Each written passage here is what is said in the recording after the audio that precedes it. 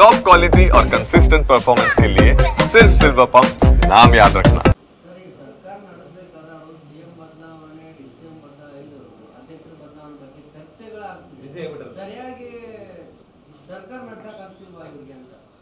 ನೋಡ್ರಿ, ರಾಜ್ಯದಲ್ಲಿ ಕಾಂಗ್ರೆಸ್ಸಿನ ಸರ್ಕಾರ ಆಡಳಿತ ವ್ಯವಸ್ಥೆ ಕುಸಿದೋಗಿದೆ, ಕಾನೂನು ಸುವ್ಯವಸ್ಥೆ ಕುಸಿದೋಗಿದೆ.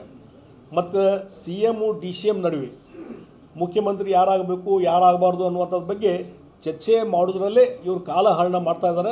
ಇದರಿಂದ ಆಡಳಿತ ವ್ಯವಸ್ಥೆ ಸಂಪೂರ್ಣ ಕುಸಿದೋಗಿದೆ. ಇನ್ನು ಫೈಟಿಂಗ್ ಭಾಳ ಜೋರಿದೆ.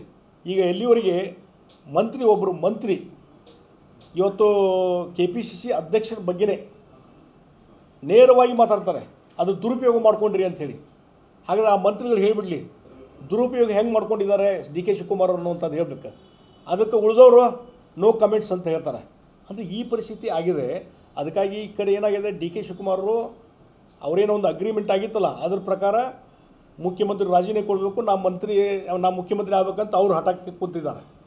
ಅವ್ರು ಇನ್ಸಿಸ್ಟ್ ಮಾಡ್ತಾಯಿದ್ದಾರೆ. ಸಿದ್ದರಾಮಯ್ಯವ್ರಿಗೆ ಅನಿಸೈತಿ ನಾನು ರೆಕಾರ್ಡ್ ಬ್ರೇಕ್, ಹಿಂದೆ ದೇವರಾಜ ಅರಸರು 7 ವರ್ಷ ಮುಖ್ಯಮಂತ್ರಿ ಆಗಿದ್ದರು, ನಾನು ಅದನ್ನು ರೆಕಾರ್ಡ್ ಬ್ರೇಕ್ ಮಾಡಿ 10 ವರ್ಷ ಮುಖ್ಯಮಂತ್ರಿ ಆಗಬೇಕಂತ ಅವರು ಒಂದು ಏಮ್ ಇಟ್ಕೊಂಡು ಕೂತಿದ್ದಾರೆ.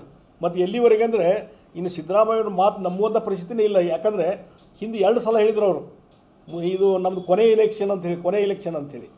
ಈಗ ಹಿಂದಿನ ಸಲನೂ ಕೊನೆ ಎಲೆಕ್ಷನ್ ಆದರೂ ಮತ್ತೆ ನಿಂತರು ಮುಖ್ಯಮಂತ್ರಿ ಆದ್ರಿಗೆ. ಈಗ ಮೊದಲು ಹುರುಪಾಗಿಬಿಟ್ಟಿದ್ದಾರೆ. ಈಗ ಏನಂದ್ರೆ ಈ 10 ವರ್ಷದ ಅವಧಿ ಮುಗಿಸಿ ಮುಂದಿನ ಸಲನೂ ಮತ್ತೆ ಮುಖ್ಯಮಂತ್ರಿ ಆಗ್ಬೇಕಂತೇಳಿ ಮುಂದಿನ ಚುನಾವಣೆಯಲ್ಲಿ ನಾನು ನಿಲ್ತೆ ಅಂತ ಹೇಳಿಬಿಟ್ರಿ. ಈಗ ಅವ್ರಿಗೆ it is threat to the DK Shivakumar. ಅದಕ್ಕಾಗಿ ಈ ರೀತಿ ಚಾಲೆಂಜ್, ಹೇಗೆ 78 ವಯಸ್ಸಿಗೆ ಯಾರಿಗೆ ಸಿದ್ದರಾಮಯ್ಯವ್ರಿಗೆ ಆದರೂ ಮತ್ತು ಹೊಸ ಹುಮ್ಮಸ್ಸು ಬಂದುಬಿಟ್ಟಿದೆ ಈಗ ಅವ್ರಿಗೆ. ಆ ಅಧಿಕಾರದ ಲಾಲಸೆಯೊಳಗೆ ಸರ್ಕಾರದ ಅಡ್ಮಿನಿಸ್ಟ್ರೇಷನ್ ಕೊಲ್ಯಾಪ್ಸ್ ಆಗಿದೆ. ಜನಸಾಮಾನ್ಯರು ಬೇಜಾರಾಗಿದ್ದಾರೆ. ಈ ಸರ್ಕಾರ ಯಾವಾಗ ಹೋದಿತ್ತು ಅಂತೇಳಿ ತಲೆ ಕೆಡ್ಸ್ಕೊತಾ ಇದ್ದಾರೆ ಜನ. ಆ ರೀತಿ ಪರಿಸ್ಥಿತಿ ಇದೆ. ನಿಮ್ಮ ಇನ್ ಫೈಟಿಂಗ್ದಿಂದ ಈ ಸರ್ಕಾರ ಎಟ್ ಎನಿ ಟೈಮ್ ಕೊಲ್ಯಾಪ್ಸ್ ಆಗ್ಬೋದು. ಆ ರೀತಿ ಪರಿಸ್ಥಿತಿ ಇದೆ. ಇನ್ ಫೈಟಿಂಗ್ ಇನ್ನೂ ಜಾಸ್ತಿ ಆಗ್ತದೆ. DK ಶಿವಕುಮಾರ್ ಹೊರಗೆ ಮಾತಾಡ್ತಾ ಇಲ್ಲ. ಯಾಕೆ ಅವರು ಅಧ್ಯಕ್ಷರು, ಅವ್ರು ಮಾತಾಡೋಕ್ಕೆ ಚಾಲು ಮಾಡಿದರೆ ಇದೆಲ್ಲ ಸ್ಫೋಟ ಆಗ್ತದೆ. ಇನ್ನೂ ಆ ಪರಿಸ್ಥಿತಿ ಬಂದದ ರಾಜ್ಯದಲ್ಲಿ.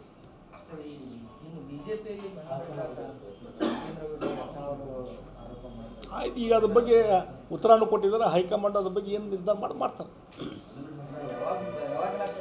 ಆದಷ್ಟು ಆಗ್ತದೆ. 2-3 ವರ್ಷ ಇಲ್ಲ, 2-3 ವರ್ಷ ಆಗಿಲ್ಲ. ಈಗ ಅದರ ಬಗ್ಗೆ ಯೋಗ್ಯವಾದ ಸಮಯದಲ್ಲಿ ಯೋಗ್ಯವಾದಂಥ ನಿರ್ಧಾರವನ್ನು ಹೈಕಮಾಂಡ್ ತೆಗೆದುಕೊಳ್ತಾರೆ. ನಾವೇನು ನೋಡ್ರಿ, ಅದಕ್ಕೆ ವರಿಷ್ಠರು ಇದ್ದಾರೆ. ವರಿಷ್ಠರು ಅದ್ರ ಬಗ್ಗೆ ನಿರ್ಧಾರ ತೊಗೊಳ್ತಾರೆ. ಆದಷ್ಟು ಬೇಗ ನಿರ್ಧಾರ ಮಾಡ್ತಾರೆ.